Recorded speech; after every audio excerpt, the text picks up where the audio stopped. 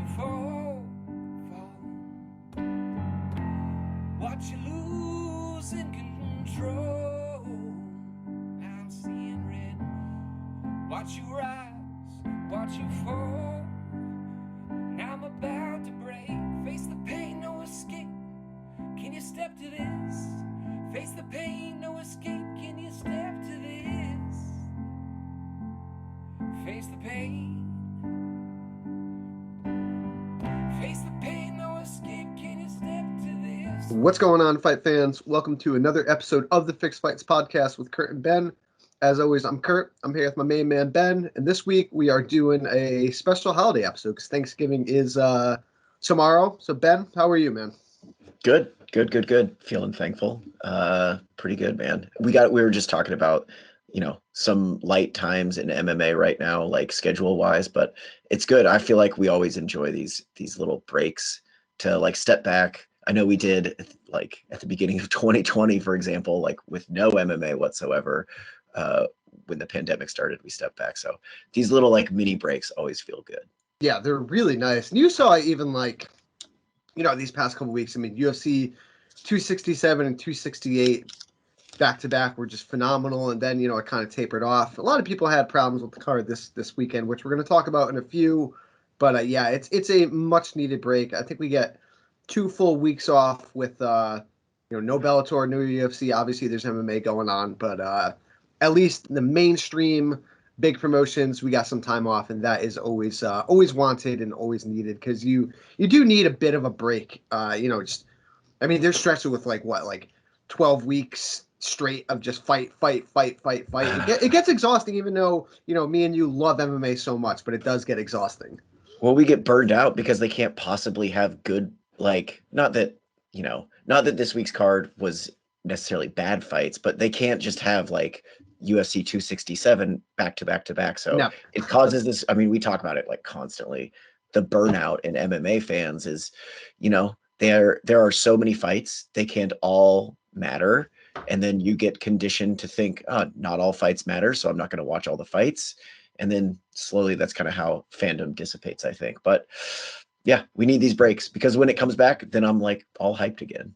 Yeah, and exactly. And it's, I think that's the key. It's like, you kind of get burnt out, and then you take a couple weeks off, and then that first card back, you're salivating for it. Even if it's not the best card, you're still salivating for it. So I think they need that, man.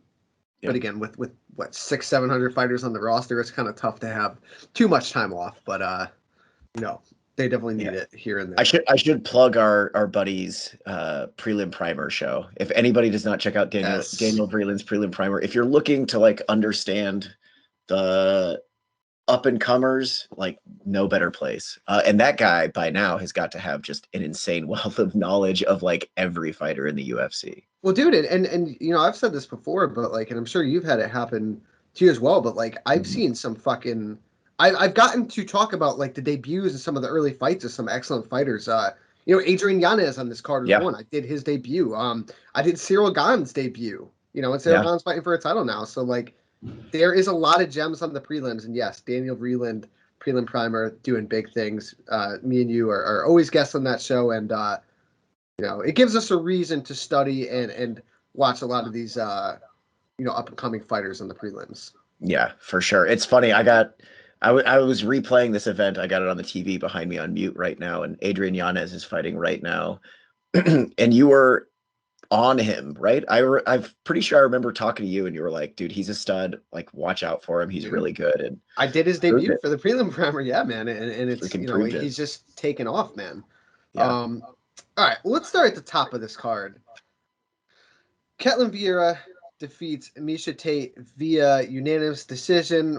I got to go back and watch the fight. I think I'm just, I got a little bias towards Miesha because I love her, but she does lose via unanimous decision. I kind of thought she won, but again, I'm a little bit biased. Ketlen Vieira gets a win. I don't know how much it does for her besides giving her a name on her record. I saw some people talking about like possible title shot, but frankly, a ho-hum win over Miesha Tate, although Miesha is a big name, I don't think it gets you a title shot, especially two girls that have beaten her, Irene Aldana and Yana Kunitskaya, are both above her. I know Kunitskaya is pregnant right now, so she's going to be out a while. But this win, in my opinion, doesn't jump Irene Aldana, but a win nonetheless.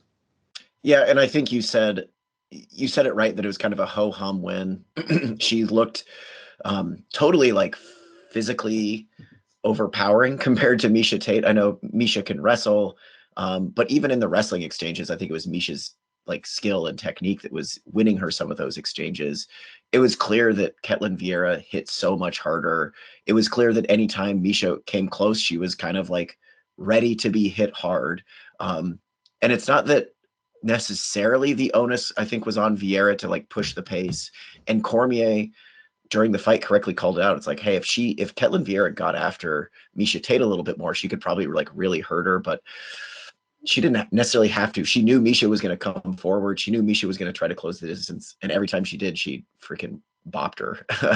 I thought Ketlen Vieira's boxing looked good, but yeah, kind of a ho-hum win in a fight that I felt like if she wanted to like really put a stamp on and like make her case for like, hey, I should be fighting one of these top 5 girls, she didn't really do it. But that said, a win is a win is a win over a former champion. Nothing wrong with that. Yeah, and like you said, I mean, if she went out there and beat Miesha Tate and starched her and finished her, maybe we'd be talking about her in a different light. But I think she kind of coasted. And again, like you said, a win is a win, right? I mean, she's got to do what she's got to do to get the win. But yeah, I don't think it gets her a title shot. She's at 6 right now. Maybe she fights like in Aspen Ladd, although Aspen Ladd's coming off a loss At featherweight. Yeah, I mean, the top 2 obviously maybe Jermaine Durandamy and Holly Holm. I mean, maybe either one of those makes sense. Other than that, I mean, nothing really makes sense. Although I don't think a title shot makes sense either. I think she's just going to have to go down, like in the rankings wise. What I was looking around at, Raquel Pennington, who's 9, and Julia Avila, who's 15, they have a fight. Maybe the winner of that, I think, could make sense. Or Macy Chiesa. Yeah, even then, it's like, who did Macy just fight? Well, she was supposed to fight Aspen Ladd, remember? Yeah, and that got pulled off. So maybe she fights a Macy Chiesa or something. But yeah, I think for Ketlen Vieira, because like you said, like she got knocked out by Irene Aldana. She has these losses against women that are above her, so she might, at this point, she just has to fight down. Dude, women's bantamweight, I feel like I've been saying women's flyweight is on the come up, and I still think so. Obviously, strawweight, banging. Women's bantamweight, God, it's a bit of a desert. Like there is like Julia Avila, Carol Rosa, up and coming talent, I would say, but other than that, it's like, God, what's going on at bantamweight? Isn't it still funny on the UFC rankings how like women's featherweight is just a picture of Amanda Nunes with 2 belts? Like there's still just nothing below her. I wish it was just like below her, just 1 through 15, and just Amanda Nunes. All it said was Amanda Nunes. Amanda Nunes, that's it. Yeah. On the Miesha Tate side, I think Miesha actually, again, like I thought she did pretty well.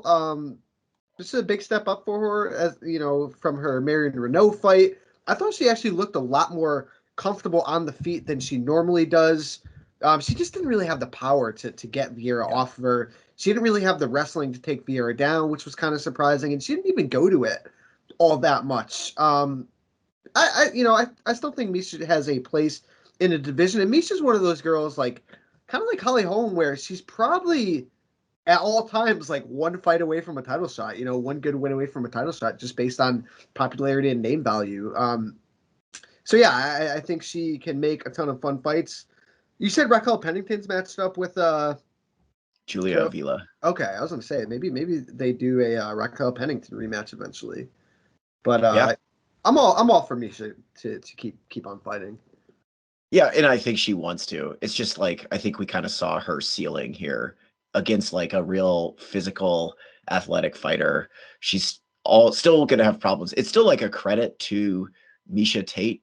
That like I think at this point in her career, her best skill is just like her savvy, her experience, her game planning, her fight IQ, because you could tell even when she had Ketlen Vieira like pinned against the cage, it's like Miesha Tate's using 100% effort just to keep her there. And it's through like her fight IQ, her timing, her knowledge of when Vieira is slowing. Like basically it's a long way of saying, I think Miesha Tate was so physically outmatched in this fight. And the fact that it was close, and some people even scored it for Tate, I think is a credit to Miesha's like what she brings to the table, which is experience and fight IQ. Yeah, agreed. Let's move on to the co-main event. Absolutely awesome fight. Sean Brady defeats Michael Chiesa via unanimous decision.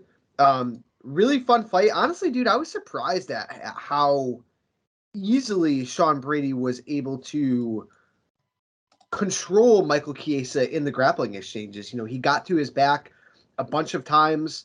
He had really good control from the back. The only worrisome thing, though, was in that third round, it looked like Sean Brady started to get tired, and Michael Chiesa started to really piece him up. Now, I know that there was some talk of that fight being the main event. Dude, I think if that fight was the main event and that fight was 5 rounds, I honestly think we'd be talking about a different winner today. Because, again, Chiesa was coming on strong. Chiesa's striking actually looked really good in the third round. Dude, honestly, I wish Chiesa kind of went after it like that more in the first and second round, because I think he could have had a lot more success. And again, Sean Brady was kind of tired from that grueling fight, but nonetheless, big win for Sean Brady over the always tough Michael Chiesa. Also, I think it's worth noting, I think Sean Brady broke his nose in the very first round, or I should say Chiesa broke Sean Brady's nose. So I think that contributed to Brady's like fatiguing. And I think this was obviously like the biggest step up in competition for Sean Brady. So of course, I think it's you would expect him to get tired, especially against a guy who Chiesa is a fucking monstrous welterweight now. Like that guy looks like he could fight at middleweight. How did he fight at 155, dude? Man, he was doing himself a disservice, though. I'll say that much, because he looked good. I don't know. I don't take a ton. I don't feel like Brady's stock goes down. No, not at all. Cardio wise, especially because, like, put it in perspective, that was his 15th pro fight. Like, he's still like going to be showing improvements. And I'm trying to remember. I've been on the Sean Brady train. I feel like you can vouch for me on this for a long time. Yeah. I really don't think I did his prelim primer debut either. It might have been before I was even doing that show. But man, I think Sean Brady's the real, especially because of the way he got it done against Chiesa, out grappling a grappler. Like he's a problem for anybody at 170. Well, those last 2 wins, I mean, even submitting Jake Matthews in his last fight is a nice feather in his cap. Here's the $1 million question that he didn't want to answer. Who is next for Sean Brady? I want to say, so I didn't see the post-fight interview, but I think in some post-interview, he did actually like it was clear he had a fighter in mind, but I think and I'm with this, I think this is the fight to make. He had mentioned the winner of Stephen Wonderboy Thompson and Bilal Muhammad. Dial it up like that. That seems like pretty clear matchmaking. And that would put him, one, maybe just even one shot away from the title, depending if he is able to win that fight and win it spectacularly, he's right there. But I think that makes the most sense out of anybody else in that division. I'm with that or the ultimate testing stick, Neil Magny. Because Neil Magny is always going to give people tough problems. He would. I was going to say, I think stylistically, that's a really easy fight for Sean Brady. Really? Not that Neil Magny's an easy fight at anybody, but I think Sean Brady could just... Chiesa did take Neil Magny down and control him. But I don't know. Maybe I sell Magny short like everybody else in the world. So I do not. Man. Here's a question for you. Who is the brighter prospect right now? Sean Brady or Khamzat Chimaev? I mean, you got to go. Even though Chimaev has fought lower competition, I think it's Chimaev just because the way he's been doing it. And if we're taking into account like out of cage actions, which dictates like Chimaev is a long way to answer this question. Chimaev sells himself way better. Yeah. That in and of itself makes him a better prospect because he's going to like get better fights on his way to the top. Sean Brady is exciting, but we saw him in that super awkward interview with Daniel Cormier after this win. He's not a good guy. He's not great at selling himself, which means the UFC is not going to give him the easiest fights to the top, which could stunt his growth. I'm going to go Chimaev, but obviously we've seen, I mean, Sean Brady, his last 2 opponents have been better than anybody's fought in the UFC, I think. Yeah, much better. Maybe not. Did the Leech lose to Jake Matthews? That I think so. I think because that was a fight he like clawed out Jake Matthews' eyes. Yeah. So yeah, I do think, and I think Jake Matthews won that fight. So if MMA math holds up, I think Sean Brady's last 2 wins over Chiesa and Jake Matthews are worth more than Chimaev's 1 win over the Leech. But Chiesa is far and away better than anybody Kamzat has ever fought. True, 100%. But we'll see, man. I mean, you can't really call Sean Brady a prospect anymore, right? At the end of 2022, I mean, you never know what Kamaru Usman's going to be doing. I mean, these guys could be fighting each other in a number 1 contenders fight room for the title. You never know. I mean, they're both knocking on that door. Both deserve big name fights in their next fights. Also, from a grappling perspective, I would love them, like Chimaev and Sean Brady, eventually meeting up. It would be the ultimate clash of like American style grappling versus Russian style. I think Sean Brady called himself the best grappler in the division. Kamaru Usman might have something to say with that. Colby Covington might have something to say. You know, Chimaev might have something to say, but he's up there. He's in that discussion for sure. Did you see Chimaev out there fucking manhandling Jack Hermanson though? Jesus, bro. In that wrestling match. Like, dude, he looked bigger than Jack Hermanson, and Jack Hermanson is not like a small fucking dude. He's a middleweight. I don't know how Chimaev makes 170. I did see that match. That was crazy.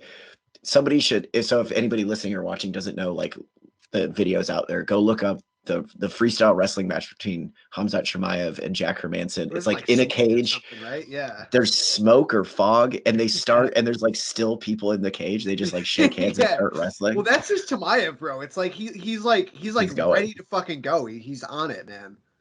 Imagine that guy in like a jiu-jitsu tournament or something, probably just wrecking hobbyists. Well, remember there was that picture not too long ago of him floating around with like a gi on with like a white belt. Yeah, because rolling up to a jiu-jitsu tournament with a white belt on. I mean, same as like there was a picture floating around the internet a couple weeks ago of like Bo Nickel with his white belt on. He's a blue belt now, thankfully, but it's like imagine. Speaking of Bo Nickel, I don't think it's gonna happen, but Bo Nickel threw his hat in the mix of a wrestling match with Khamzat. That would be fucking awesome. If Khamzat Chimaev could hang with Bo Nickel's wrestling, and maybe I'm just being like pro-American, maybe I just assume I would assume Bo would beat Khamzat in a straight wrestling match. Not MMA, straight wrestling. Oh, MMA is a different story, but if Khamzat Chimaev could like hold his own with wrestling with Bo Nickel, that would be get out of town. Maybe I need to stop sleeping on Khamzat Chimaev. Moving down on the card, Talia Santos beats Joanne Wood. Not Calderwood anymore, Joanne Wood. That's funny.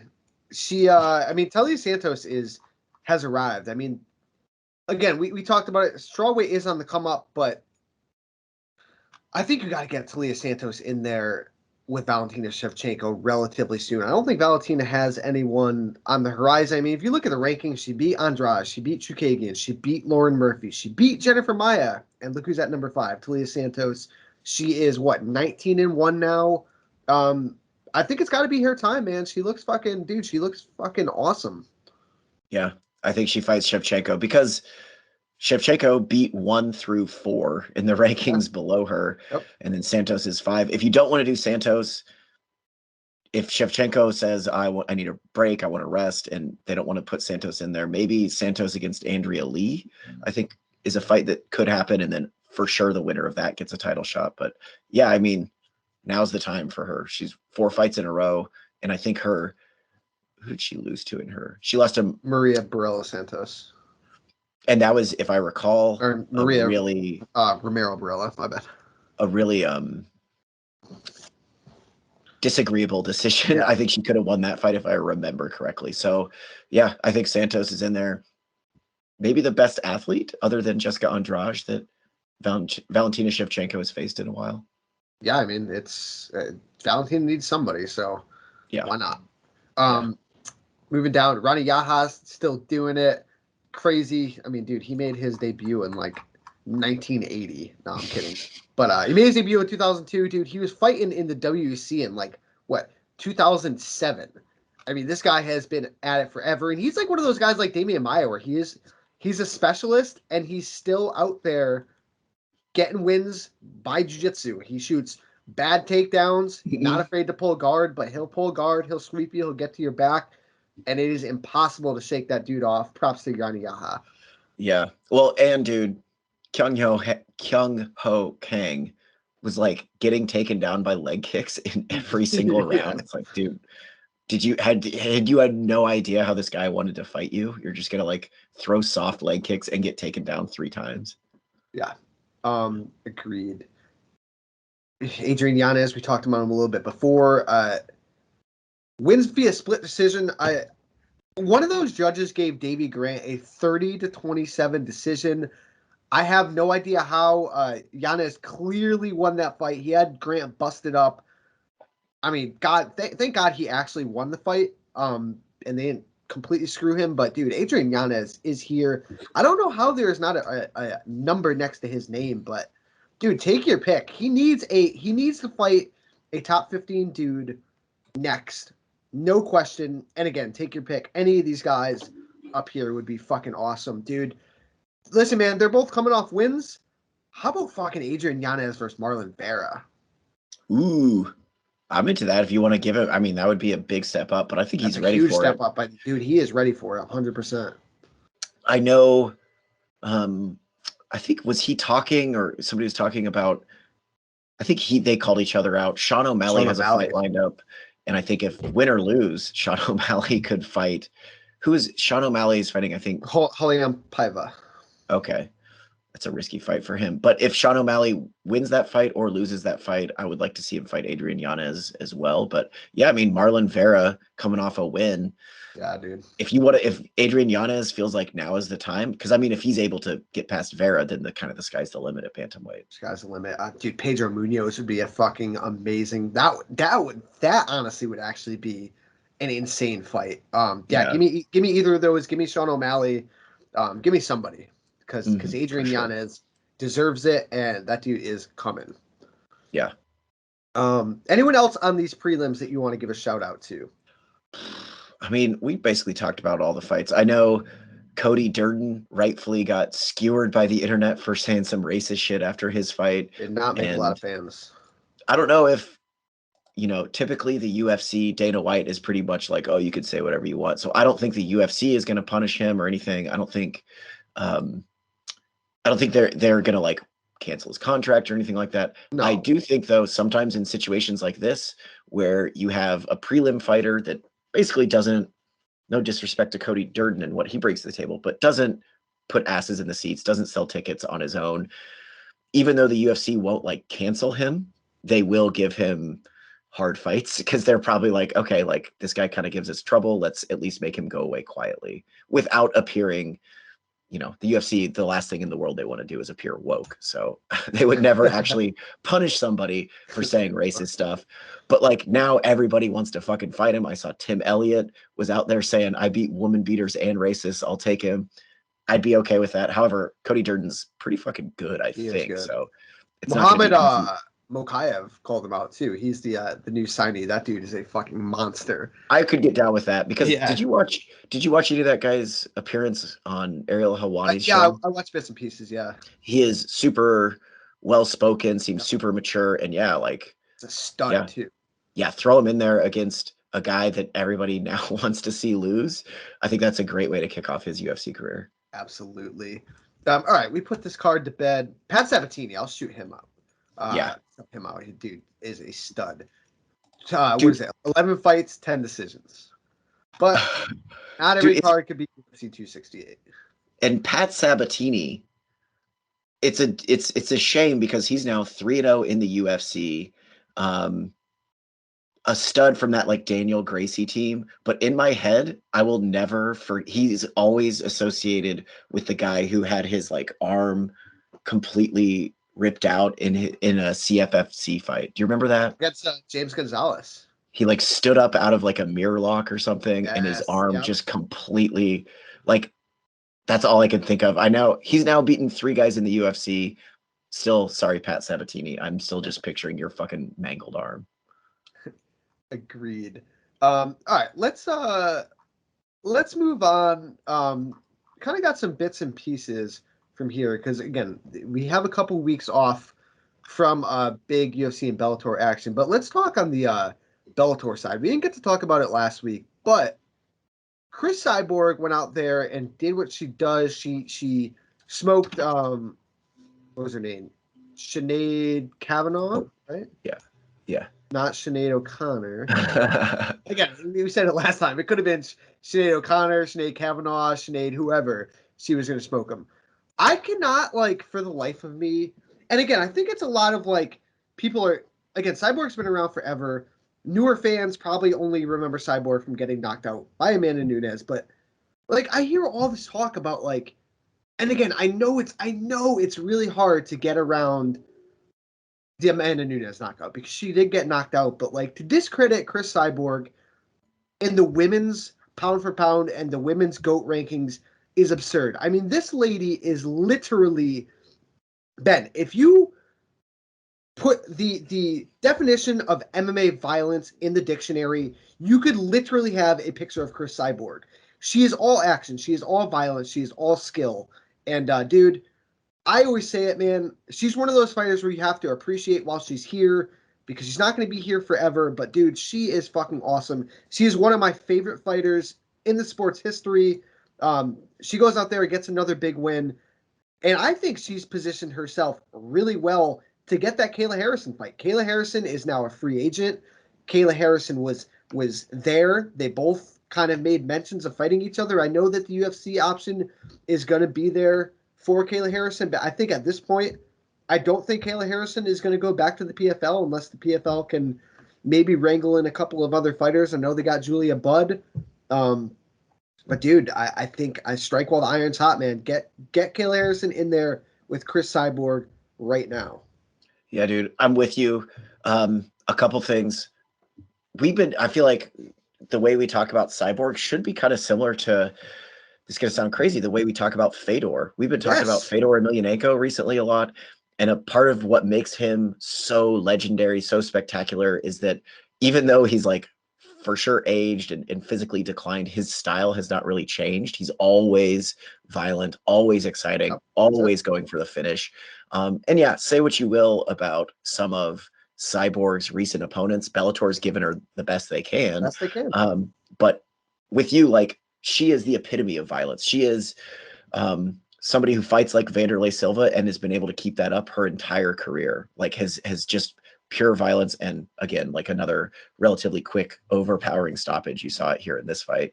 But dude, on the Kayla Harrison tip, I know Harrison has said in the media that, like, let me see. I'm looking at this. I'm going to read you some quotes from this MMA fighting interview. She does say, by no means is PFL not on the table, so everyone is clear. Yeah. She has good things to say about the PFL, but I think that's just her kind of keeping her options open, because here's some quotes from Kayla Harrison. I do want to fight her. She's talking about Cyborg. And I do need to fight her. I'm the young, hungry, up-and-coming killer. She's a trailblazer. She absolutely is. The only problem is I'm on that trail now. I'm on her heels and I'm coming for her. Maybe she doesn't need to fight me, or maybe she doesn't need to fight me, and that's why she's saying that. That's fine too, but I'm going to pursue it with everything I have because I want to be the best. I want to be the greatest. That's it. So yeah, man. Bellator has deep pockets. They're owned by Viacom. Like, I know Bellator cannot hold a candle in terms of viewership, partly because they're on Showtime to the UFC, but don't get it twisted. Bellator can pay humongous salaries because they're owned by a big parent company. Just because they're not the number one doesn't mean they can't pay like that. But let me ask you this. Bellator signs Kayla Harrison. Bellator makes Kayla Harrison versus Cris Cyborg for the featherweight championship. Is that not the biggest fight in women's MMA currently? Obviously, it's the flip side. If she went and fought Amanda Nunes, that's the biggest fight. But is Juliana Pena versus Kayla Harrison? No. Is Amanda Nunes versus, let's go down this list. No. You know what I'm saying? Like, that is literally the biggest fight you could make in MMA currently on the women's side. And I don't even think it's particularly close. Yeah, Amanda Nunes is the best probably women's fighter in the world, but none of these girls as the B side, are going to hold a candle to that fight. Yeah, honestly, and I'm racking my brain for any potential women's MMA fights that could be bigger, like a fight like Rose Namajunas against Valentina. That's not on anybody's radar, and that doesn't get me going as much. Like even the super fights that could potentially happen. Okay, the one not would that probably exciting. be Amanda versus Valentina 3. That is probably equal to Kayla versus Cyborg. But other than that, I can't see one. I mean, Kayla versus Cyborg brings more intrigue, because I am much more curious about how does Kayla Harrison do against a bigger step up in competition. I think, yeah, I'm with you, man. And that would be one of the most anticipated fights. Let's say that happens in 2022. I think the moment that fight gets signed, it's one of the most anticipated fights, period, of the year in all of MMA. Absolutely. I mean, what do you want to see more? Ketlen Vieira versus Amanda Nunes, or Kayla Harrison versus Cris Cyborg? You know what I'm saying? For real, yeah. I do think the UFC still is in play as well. I mean, they got the deepest pockets of them all. I think Kayla has proven herself to be an absolute stud. She speaks well. She looks great. I mean, in the cage, she fucking is a mauler.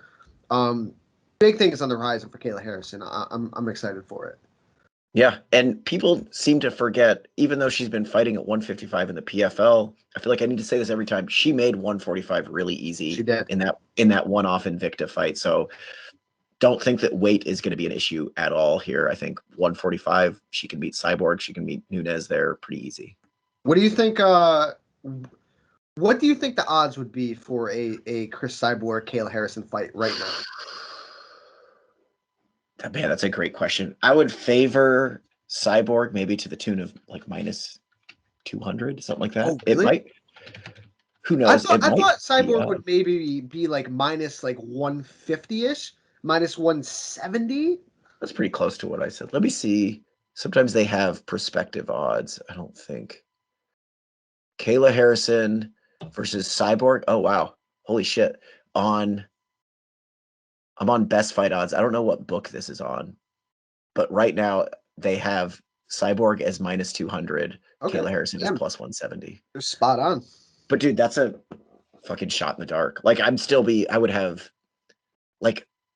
favor Cris Cyborg to win that fight right now. I would favor Cris Cyborg, but like if Kayla Harrison went out there and like fucking judo tossed her and beat her up on the ground, I would be surprised, but I'd also be like, well, this is what Kayla Harrison does. Like, I can't be that surprised. That is true. Yeah. I really do hope we see it. I think so. I mean, those quotes I just read you, it sounds like Kayla Harrison's not fucking. She's still saying nice things about the PFL, but her just being like, I have to have this fight against Cyborg. Like, okay. I mean, I bet Bellator can make it happen. I mean, I think you do, man. I really do. Mm-hmm. You know, I think she's at that point. We've said it before that she wants to prove that she is the best in the world, and the only way to do it is fighting Amanda Nunes or Cris Cyborg. Yeah, 100%. What are the chances? And as silly as this is going to sound, you know it is a very real possibility. What are the chances that Conor McGregor comes back and actually gets a fucking title shot? It's so slim. I know we're referring to, I think the tweets have now been deleted, but like. Yeah, him and John, I don't know who deletes more tweets, him or John Jones. At least McGregor, I know we're getting a little off topic here. McGregor then admitted it. That's like, I am the media. I delete my tweets on purpose because I know everybody's going to report them anyway. Like at least John Jones deletes his tweets. I think sometimes because he genuinely is like, oh shit, I shouldn't have said that. But McGregor does it just because he knows people are going to write stories about it anyway. But he did say, my next fight is whoever's holding the UFC lightweight belt. I just don't. I mean, he's going to fight Charles Oliveira? Probably not. The thing. If Charles Oliveira fight Dustin Poirier? At least a Dustin Poirier fight you could sell. If Charles Oliveira wins, there is no possible way you can spin that. They don't have any beef. I mean, Charles Oliveira would be on a 10-fight win streak. You know, his first defense of the title. At least Dustin Poirier, there's hatred. You know, both of those recent 2 pay-per-views did a ton of money. I can't see it happening, but I mean, it is Conor McGregor.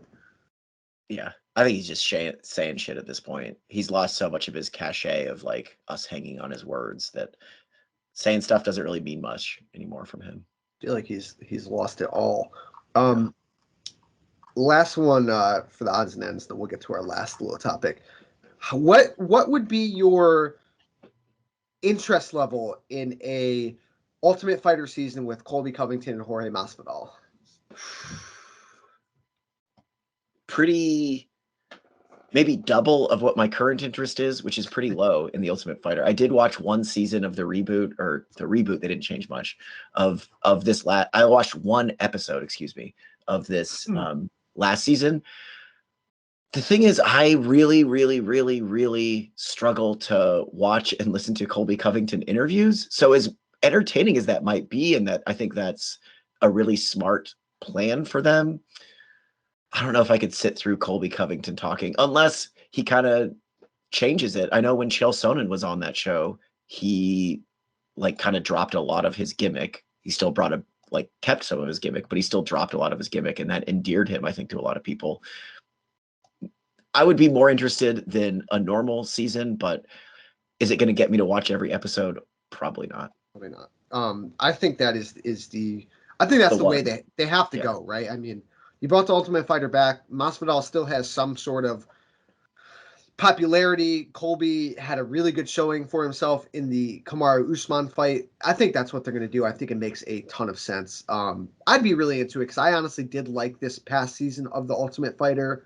I thought they changed some things. I thought it was less drama, more focus on the fighters. But then again, you throw Colby Covington and Jorge Masvidal in there, it could turn into all just bullshit drama. So we'll see. The in-house bullshit drama, I don't typically enjoy a ton of. I will say though, Colby and Masvidal could lead to a similar pairing that was Rashad and Rampage, which is an all-time. Like, I want Colby Covington and Jorge Masvidal face to face saying, "Call me a bitch, you a bitch. Call me a bitch, you a bitch." But that's what I want. Remember, and that is still to this day one of the fights that I was most excited for, and it was the worst fight I have ever fucking seen. These guys went months of talking shit, saying they were going to kill each other, and it was horrible. That was one of the UFC's biggest selling pay-per-views of like that year, or even the several years around it. It was huge. I thought these guys were going to kill each other. Like, literally, like, they had some intense shit they were saying to each other. We're like, oh, shit. And it was just trash.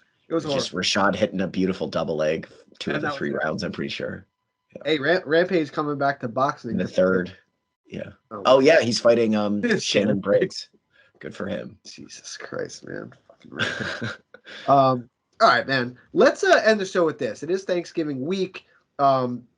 Give me something that you're thankful for in MMA. Man, I got a couple ideas floating around in my head. I'm gonna say, because I have one like concept that I'm thankful for in MMA, I should say, but one person.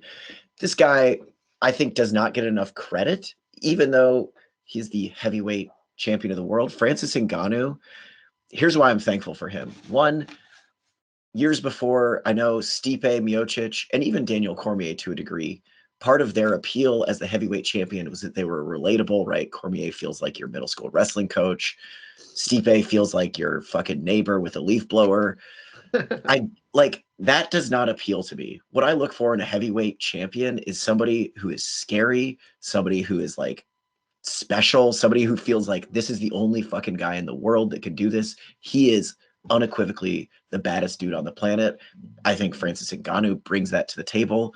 I'm also thankful for him to the extent that he like calls out the UFC on their bullshit. He still is obviously like, he's not running to other promotions, but he, and I can't remember who he's managed by, but they fucking play hardball with the UFC in the media, calling them out on their bullshit, calling them out, like laying bare the facts of how the UFC negotiates with him. And I appreciate that. And I'm thankful for him because I feel like not enough people give Francis Ngannou the credit he deserves as somebody who has the potential to be like a transcendental star, I think, in the sport, but also looks the part of a fucking heavyweight champion. And in MMA, I want my heavyweight champion to be like a Mike Tyson style, terrifying, humongous guy. That's what I want. So I'm thankful for Francis Ngannou. Yeah, I can echo that. And again, he has one of the most inspirational backstories Yeah. you could have. I mean, it's crazy. Like, he's just a guy you want to root for. And again, like, I struggle with that in a Stipe Miocic fight because you want to root for, like, the American, right? And Stipe himself is just a great guy. But that story with Francis Ngannou, dude, it's amazing. And I echo everything you say. I'm going to be thankful for a fighter as well. Jake Paul. No, I'm kidding. I mean, No, I'm kidding. I am kidding. But I will say this. I know we literally just gave her her shine, but I'm going to give it again. I'm thankful for Cris Cyborg. Again, she's one of my favorite fighters. Don't have to go into a whole spiel again, but I don't think, she's 36 years old. She's had 26 fights. She's had wars. Man, go back and watch this Cris Cyborg highlight reel. It is just all violence. She is very good with charity. She just seems like a really, really sweet person. So I'm thankful for Cris Cyborg. Keep doing your thing, Cyborg, and I do hope you get that Kayla Harrison fight. Yeah, I'm into it. And she's another one who just doesn't get enough credit. She's kind of like Ngannou, I feel like. Doesn't get enough shine.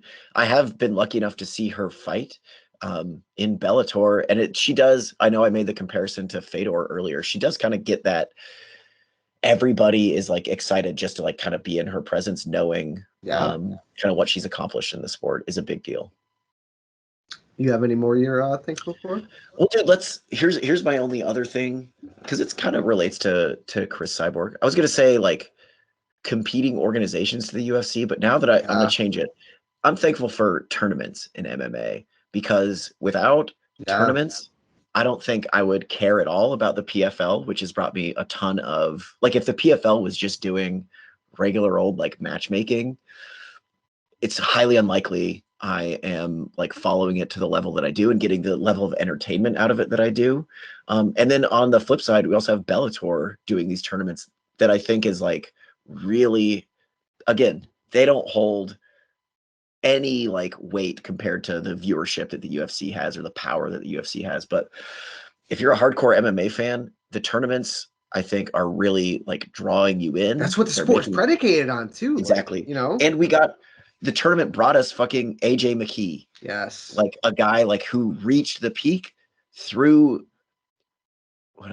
I'm going on and on here, but I feel like AJ McKee as a homegrown Bellator star, if they weren't doing a tournament, there's always going to, like, he would have been given matches on his way to the title that Bellator wants to give him probably. And there would always be, you'd be like, oh, fucking AJ McKee got gifted a title shot. Instead, here he is, a true homegrown star, undefeated, and he fought his way to the title. And I think there's a lot to be said for that. And I think it's good that there's tournaments that can compete with the UFC. So it was MMA tournaments. It was cool to see his like run culminate with the tournament victory against one of the best fighters in the world. You know what I'm saying? That was cool. It legitimized his record completely. My last one, I'm thankful for fans being back in the building.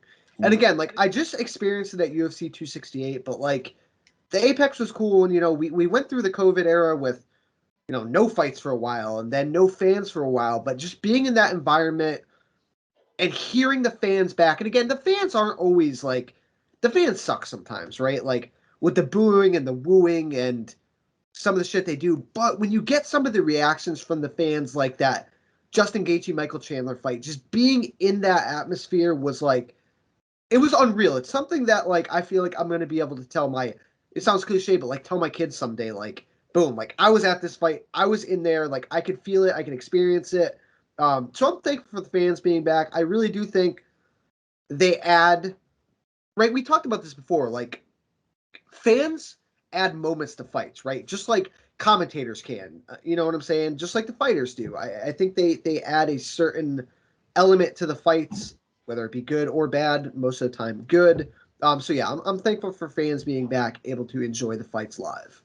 I'm with that. And I don't think if UFC 268 had happened at the Apex, I don't think we're talking about it as the best event of the year. Yeah, exactly. Yeah.